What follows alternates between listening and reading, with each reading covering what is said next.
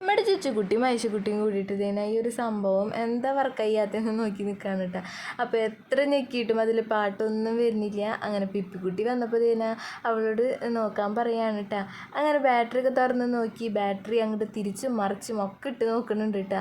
എന്നിട്ടും അതിന് യാതൊരു വക അനക്കില്ല. അപ്പം മനസ്സിലായി ബാറ്ററി തീർന്നിട്ടുണ്ടാവും, അല്ലെങ്കിൽ അതിൻ്റെ കാറ്റ് പോയിട്ടുണ്ടാവും.